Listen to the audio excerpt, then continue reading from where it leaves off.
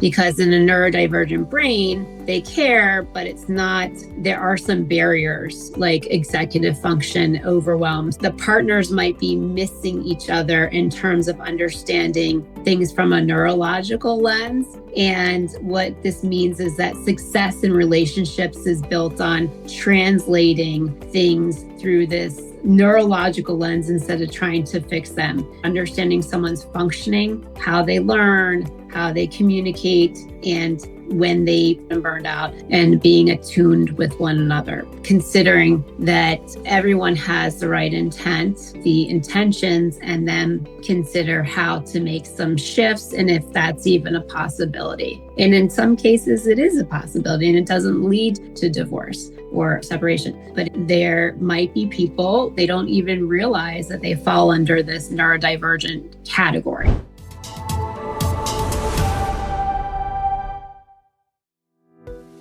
I am board-certified divorce lawyer Christopher Bruce, and today it's a very fascinating topic. It's neurodivergent behaviors and functioning in marriage.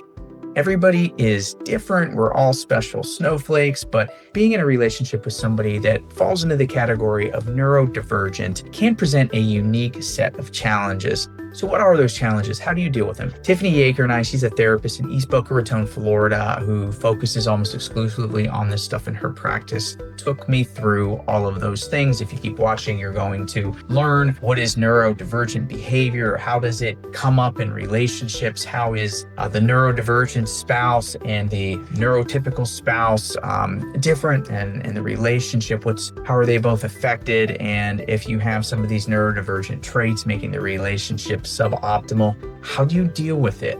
So take a look. I think this is going to be really helpful on a topic that there's not a lot of information out there on it. Check it out. So Tiffany, what is a neurodivergent person? Okay, I'm going to start with an explanation of what neurodivergence is. It's a broad category, frequently includes neurodevelopmental conditions. Generally, people default to thinking it's just autism spectrum disorder, but it also includes Tourette syndrome, learning differences such as dyslexia, which is for reading, dyscalculia, which is math, dysgraphia is writing, other mental health conditions. So OCD, bipolar disorder, sensory processing disorder, and sometimes an actual health condition like a brain injury can be considered part of neurodivergence, neurodiversity. It's not seen as a deficit or a disorder that needs to be fixed. It's considered that there's no right or normal way for it to function or to learn or to process information. So Tiffany, I think a lot of the people that are watching this are people that are in a relationship with one of the partners being what we might consider neurodivergent, and maybe that's them,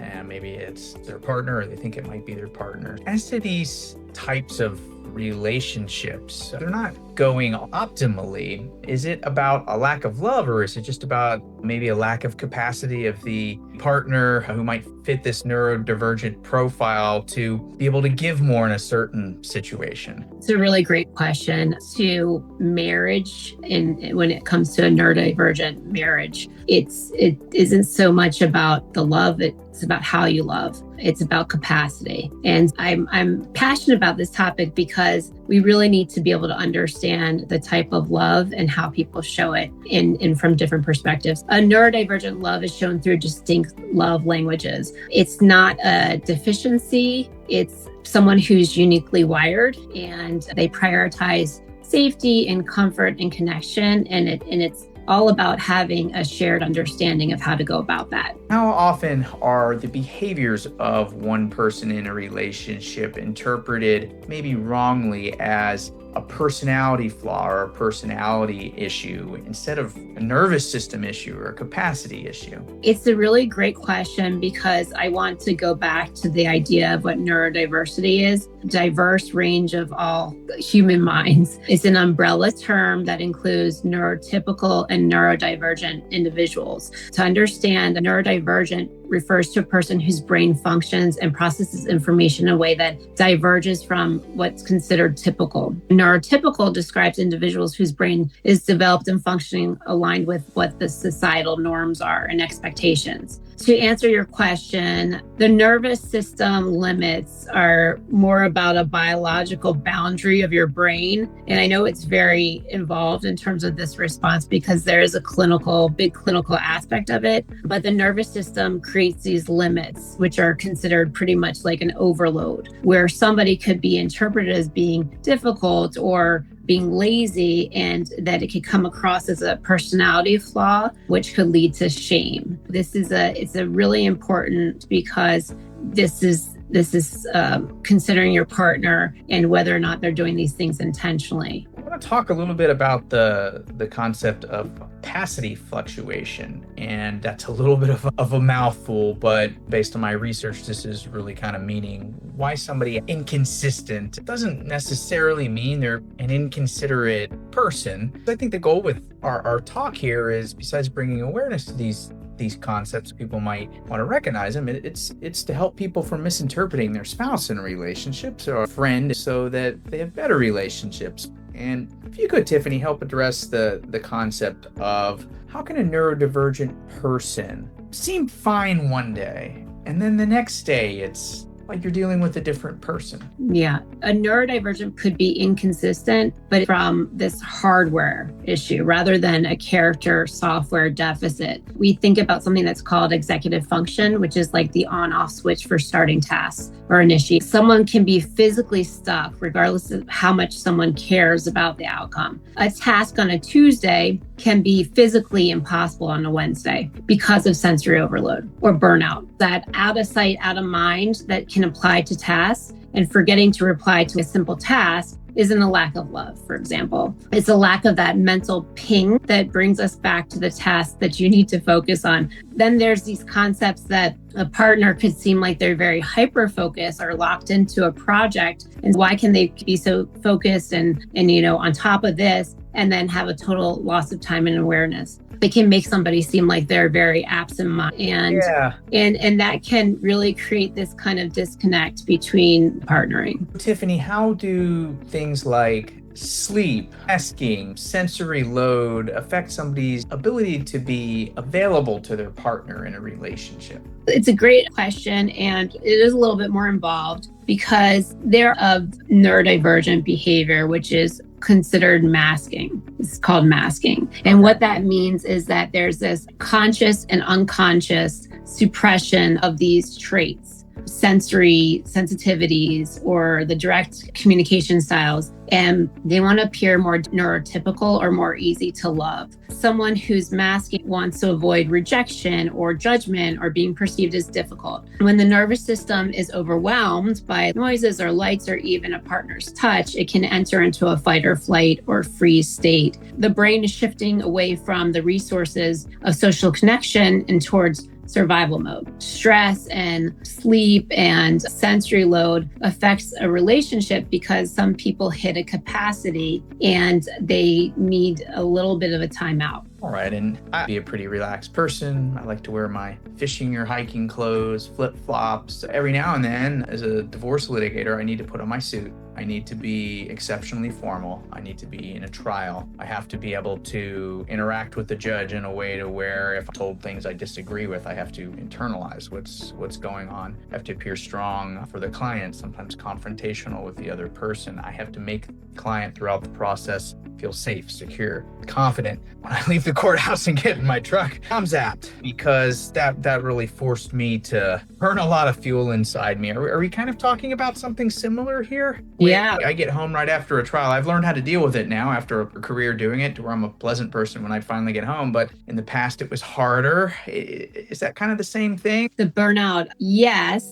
There are highly professional and successful people who are neurodivergent or fall into that category. They're going to be your typical professional. But what can happen is it's even more energy that is put into that task or that job. And meaning there could be some distractions like sensory distractions, and that can exhaust the person even more. By the time they get home and they're parenting and they're doing their job as a loving spouse, they could end up seeming a little bit less available. And that could cause the other partner to have to take on more responsibilities. How does it manifest in terms of the actual relationship? Like, how do you know your spouse might be burnt out? Like, what does that start to look like in a relationship? It could look like a person who's snapping or appearing defensive, or there could be another form of emotional numbness or dissociation. The brain could shut down to protect itself.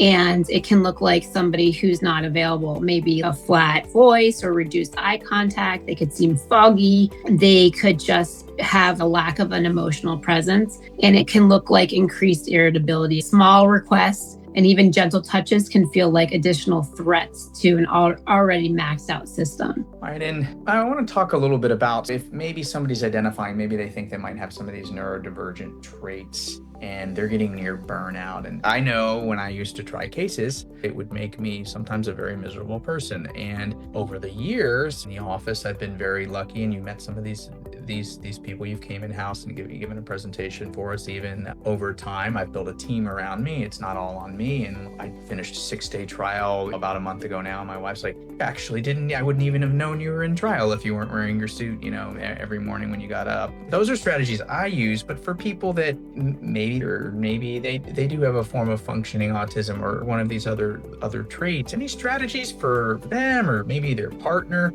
to try to employ if they feel like they're getting to that burnout stage so it doesn't manifest in a snapping at the spouse? Well, it comes down to really knowing what are the strengths of your partner and how to give time to decompress and to reset, and just being attuned to one another. And if you are noticing your partner seems less available or is kind of overwhelmed, it's just about really communicating and maybe a little bit of time away from your kids to kind of create a game plan, and then to be able to figure out how to eventually come back to the table and come up with a bigger plan so that you're really feeling understood and making sure that the other person knows what you're dealing with. And how often is it that mistake their partners maybe fluctuating availability, behavior as a lack of commitment to the relationship? Well, partners have different emotional paces. One partner might need more reassurance during a stressful time, or if they don't get reassurance, they can mistake temporarily being distracted or not focus on the relationship. Short-term changes in feelings and can be triggered by external stressors. Long-term love requires repair, a continued effort rather than immediate panic, to just trust the process and to know that this is temporary and things can come and go. And if you're dedicated, you can work together to get to a better place. Tiffany, I want to talk a little bit about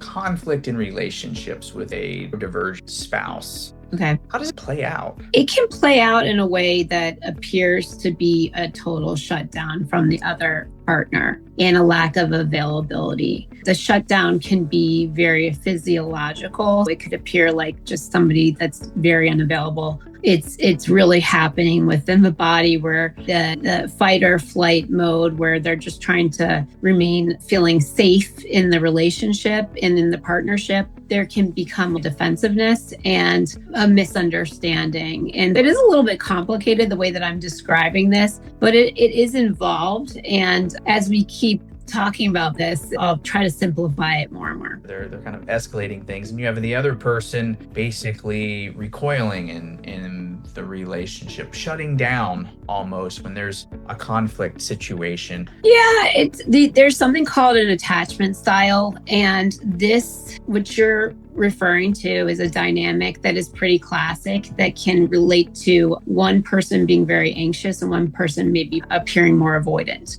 And there's a concept or theory that's called polyvagal theory, which is something that I refer to often in my practice. And it has to do with each person's nervous system and the threshold that they have and how they process conflict. It's almost like a physiological mismatch. There's that fight or flight that I was talking about. There's the escalator, the anxious person. And this person might start getting into feeling of threat, and they push the gas. And what happens is it creates a conflict with the person who is more of a hyperarousal, and they take in a partner who's pushing on them, and they feel this high emotional intensity. And that leads to shutdown, this kind of a conflict, because one person is moving in and the other person is moving out because they're trying to manage their conflict and problem solve in the way that they know how to do it. One person feels attacked and it's too much to handle, and then they need to go shut down and they go into this freeze mode, and it's just a misalignment that can occur between the two, and that's where things can get a little bit complicated. And in therapy, we help to consider how to get to a place of secure attachment, and that's to help people to understand their functioning and how to reconnect when these triggers occur. And I'm not a rocket scientist, but I am a divorce lawyer. My guess is chronic misalignment in a relationship is bad deal over time? Well, it can make it when you're misaligned, you can end up just completely feeling like you're unsafe, or you're just not able to co-parent, or you're not able to really hear each other. And the escalator, or the person there's one person that disappears and can feel like they're uncommitted or cold. And then you've got somebody else that can volatile or unsafe. And it just creates this real uncomfortable dynamic. I would imagine there's probably some people listening to this that says, are these two people spying on my relationship? This is happening to me regularly. People that are chronically misaligned, neurodivergent spouse, any practical tips on how they might approach handling it and being aligned more? Well, it's interesting because there's many people who are not diagnosed.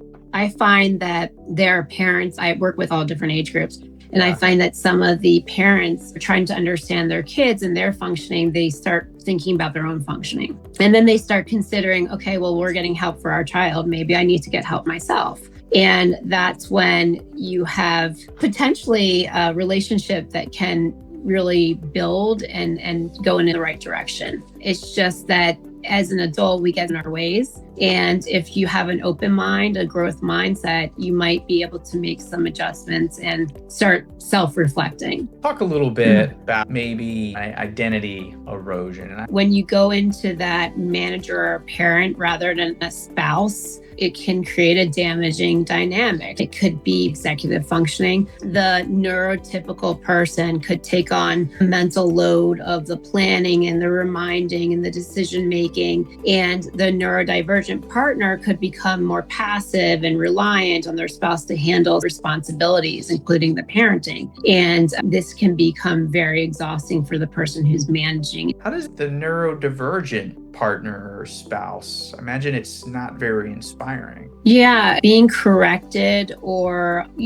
managed can lead to feeling very incompetent or experiencing diminished self-worth. The dynamic can lead to emotional exhaustion and anxiety about what am I going to do wrong, or what am I doing? And eventually that person can withdraw from responsibilities altogether. There can be communication breakdown. The partner that's neurotypical could expect and the neurodivergent partner really needs more explicit directions. How does that translate into intimacy? Have completed doctorate coursework in sexology. Intimacy is such an essential part of a relationship and a part of marriage. And the truth is that when we have this dynamic, the person who's managing can really feel emotionally unfulfilled, which can lead to resentment and burnout. And then the loss of intimacy, mutual resentment can occur, and the manager can feel exhausted and lonely, and the managed partner feels controlled and criticized. For the neurodivergent spouse in that, maybe this manifests as my wife doesn't want to touch me. Obviously, husband, wife, it's used interchangeably here, but for the neurodivergent spouse that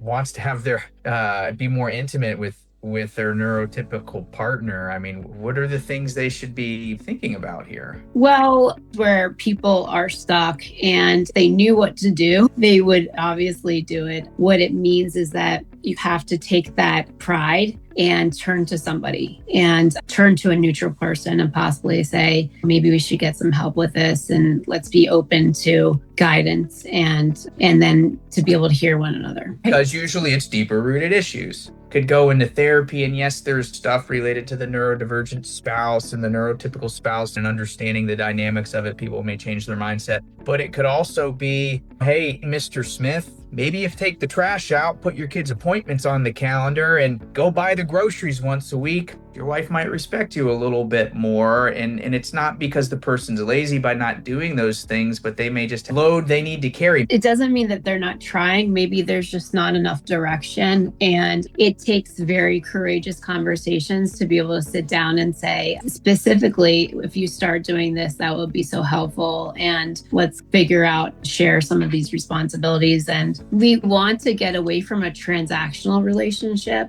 and easier said than done, especially when it's been going on for many years. Small shifts can really bring people a little bit closer together. There's a lot of great books that I tend to recommend to the people who I'm working with. I can't help but think about how this person communicates and how this person learns and how this person is successful at their job, but maybe has a hard time with the relationship aspect. And often I'm talking to people after the divorce. We try to use these resources, and there might be a willingness to read some books, a book on attachment or a book on what polyvagal theory is, which sounds kind of out there. You know, one thing, it's kind of funny, maybe not, but as I was starting this podcast and the Stay Married Florida website, which I think you're on, maybe we need to update your profile. But when I was starting that, my wife told me, and we're still very happily married, she's my law partner also,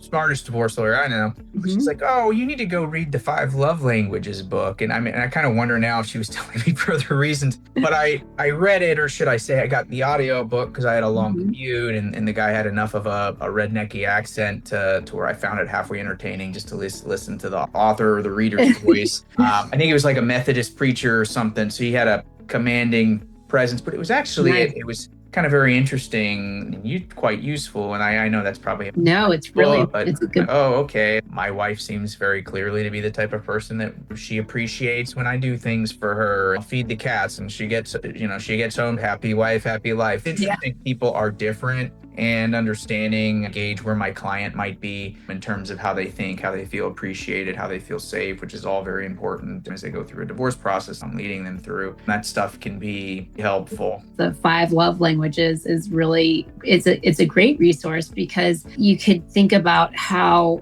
you show love and then how you want to receive love and feel understood. It can be acts of service, and that could be just household chores or sharing in the household chores. Tiffany, I want to talk to you a little bit about decision fatigue and relational load. Who makes most of the micro decisions in a household? Well, in a typical heterosexual household, women typically take over the vast majority of the micro decisions. It could be very disproportionate in terms of who's taking on the cognitive and physical labor. Mothers and women handle a lot of the cognitive household labor a majority of the time, according to studies. And that means that they're taking on the thinking work and anticipating the needs and the planning and the scheduling. Whereas men or fathers tend to contribute to a more physical execution. Rather than planning, they'll do common tasks. Right. And how does it end up affecting the relationship when one partner starts carrying planning fatigue? Maybe it's the person, the female in the relationship. Yeah,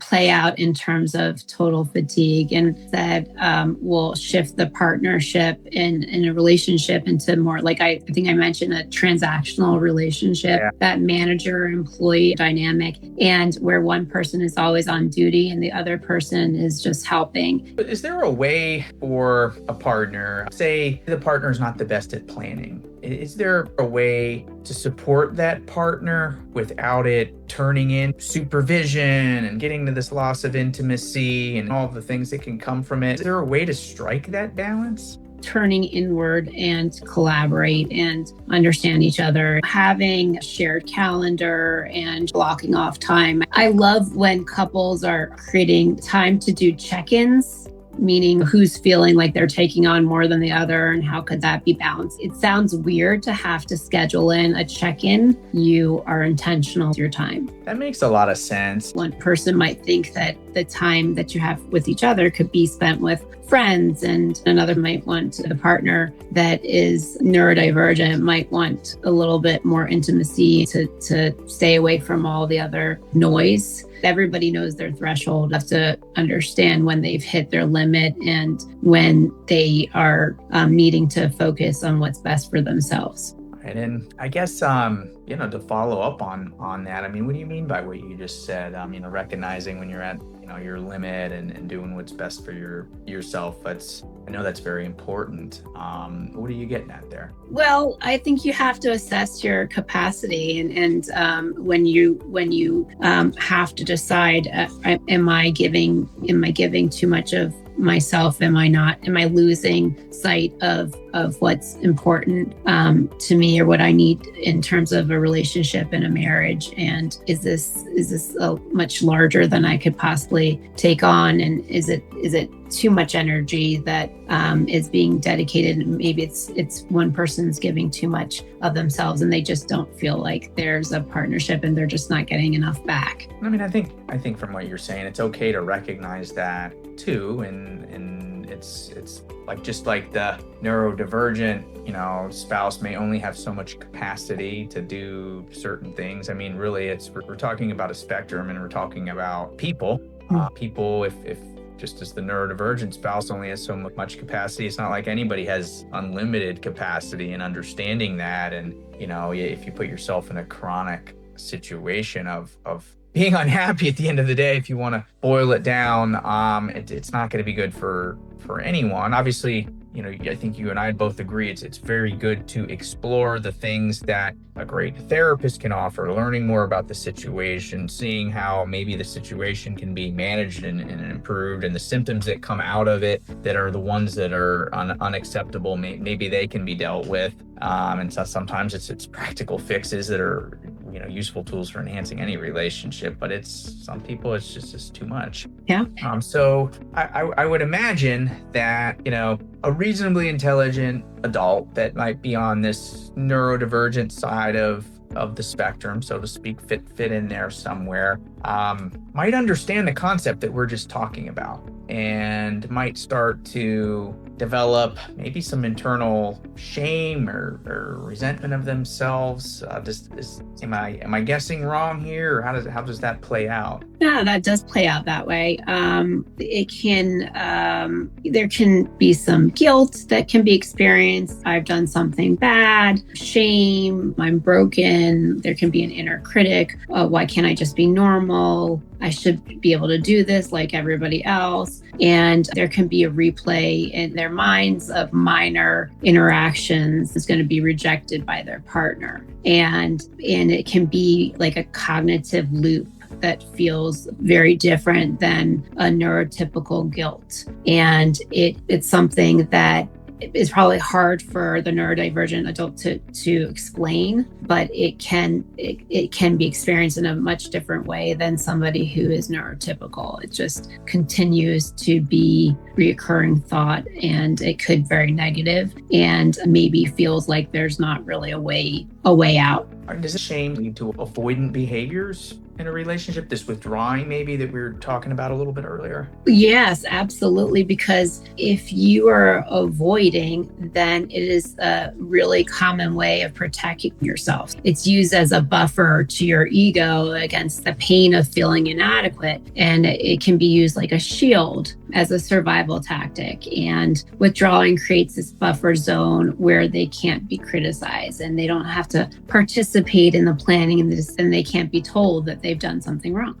That loop sounds too good, and I take it over time can fuel conflict in relationships. It's a cycle that's occurring, and distance can increase and the partner can feel abandoned. There's the burden that's experienced. There's stagnation in terms of personal growth. The self-fulfilling prophecy kicks in, and we just get into a place of defensiveness and then escape and then deflection, and then you can get into gaslighting. And this could be as a result of humiliation because the shame is too intense to bear. It turns into this explosive or angry rage type of situation. I'm going to shift to a different topic. But if you have somebody that might fit some of those criteria and you're in a relationship with them and you want to make that relationship better, there's things to really think about doing in a healthy way. And what I'd like to start with is, what role does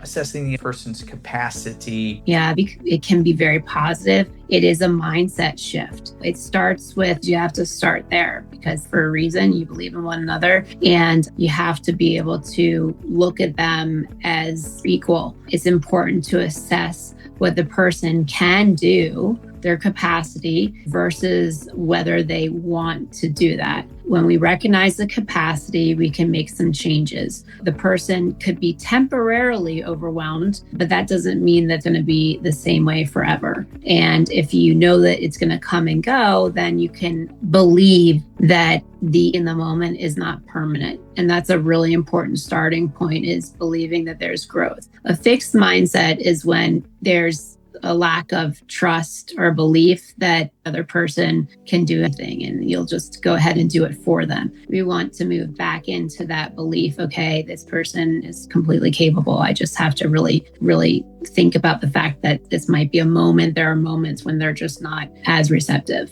A concept I wanted to go over with you related to this, a neurotypical spouse might only have so much to give. And how do you draw the line between making accommodations for the uniqueness of your partner and holding them accountable to being your partner? You're right. You're absolutely right. Accommodations need to end when they violate your own mental health and your financial safety or physical well-being. You have to look out for yourself and you have to really think about accountability begins with ownership. And regardless of the intent, if your partner is able to take ownership, then they are more available. It's not just about saying sorry. It's about the follow through and agreed upon changes, and the behavior should be happening. Partners should be accountable for managing their own triggers and emotional reactions. They have to be more self-aware, be more receptive, and be available to actually address these concerns. It requires honesty and transparency, and you have to be able to count on your partner to do what they say if it's going to really meet your needs. If they're going to be able to do what you guys have discussed, if the follow through is actually going to happen. All right, and there's a way to protect the dignity of the neurodivergent spouse, adjusting expectations for what's gonna maybe have to change in a relationship to keep the neurotypical spouse involved for the long haul? Yeah, it's the way, it's the tone and the communication and using phrases that are more positive. Something like, I know your intention was to help, but the impact was I ended up feeling more overwhelmed. It's really how you're going about the communication. Using code words, having your own language is really important so that around you they're feeling like they're not brought into this kind of negative energy. It's really about self-policing, not policing the other person, and taking responsibility of your own irritability and defensive reactions to protect the dignity of others, not making them the sole cause of the relationship struggles, knowing that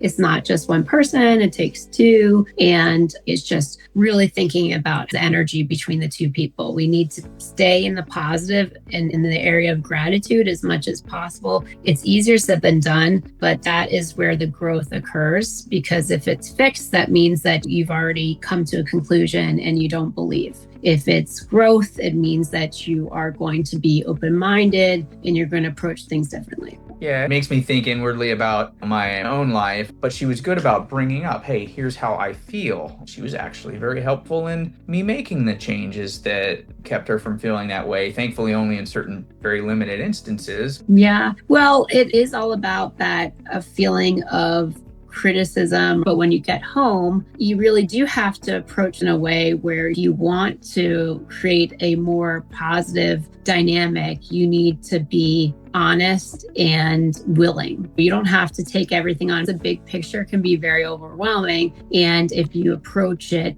when you have a game plan. Tiffany, if somebody's going to have one takeaway from this conversation, what should it be? I really think that it's important to know that misinterpretation happens. And that is why I bring up the neurotypical versus neurodivergent. We probably use that terminology so many times in this discussion. And hopefully we understand what we mean by that, because there is the concept of if you really wanted to, you would. And that's a fallacy, especially when it comes to neurotypical belief that assumes that if someone cares, then they'll find a way to do it consistently. Because in a neurodivergent brain, they care, but there are some barriers like executive function, overwhelm. The partners might be missing each other in terms of understanding things from a neurological lens. And what this means is that success in relationships is built on translating things through this neurological lens instead of trying to fix them. Understanding someone's functioning, how they learn, how they communicate, and when they've been burned out, and being attuned with one another. Considering that everyone has the right intent, the intentions, and then consider how to make some shifts and if that's even a possibility. And in some cases, it is a possibility and it doesn't lead to divorce or separation. But there might be people, they don't even realize that they fall under this neurodivergent category. People can get professional help with this stuff. How can a therapist help with this stuff? How do you help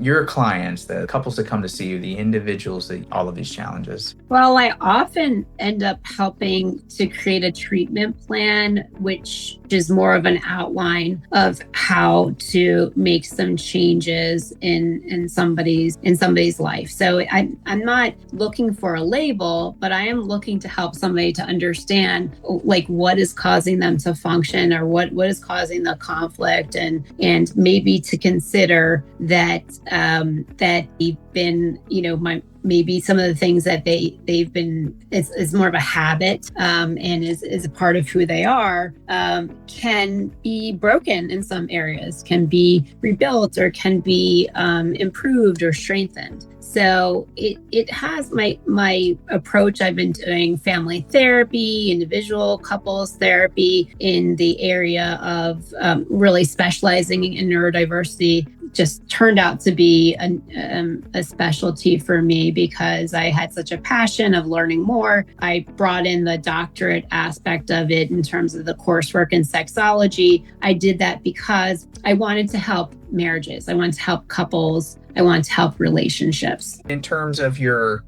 practice, I think we were talking before we hit record, but I think you see some young adults even, or adolescents, all the way through individuals and couples. Do I have you right there? Correct. Family therapy is a big approach. And the work that I do is with current couples in like committed relationships or marriages to possibly salvage and to work towards loving relationship. And then I do individual work too. All right. And I know your office is now in East Boca. Do you see people in person? Yeah. Well, I have an office space that I meet with people in person Monday, Wednesday, Friday. I've opened myself up. It helps to have that personal interaction in person versus being on screen. And I do the virtual sessions on Tuesday and Thursday, or if a client wants to be hybrid and they're just sure. My practice is called Therapy at Tiffany's. People will tell their friends or family about me, doctors in the area, maybe lawyers in the area, depending on what the dynamic is. And Tiffany, just before we go, I know we're going to have this in the show notes, but the best phone number for people to call if they don't want to find you through your website? Sure. It's 240-205-9830. All right. Tiffany, it's been such a pleasure. It's really cool to sit down with you and have this talk. I think it's going to help a lot of people. And for anybody, relationship issues with somebody that might be on the neurodivergent spectrum, whether it's them or their partner, I really encourage you to reach out to Tiffany. Our reputation in the area for focusing on this issue. There aren't a whole lot of people that are really good at this stuff. And Tiffany, she knows what she's doing here. Tiffany, thank you so much for your time. Thank you. I really appreciate the time.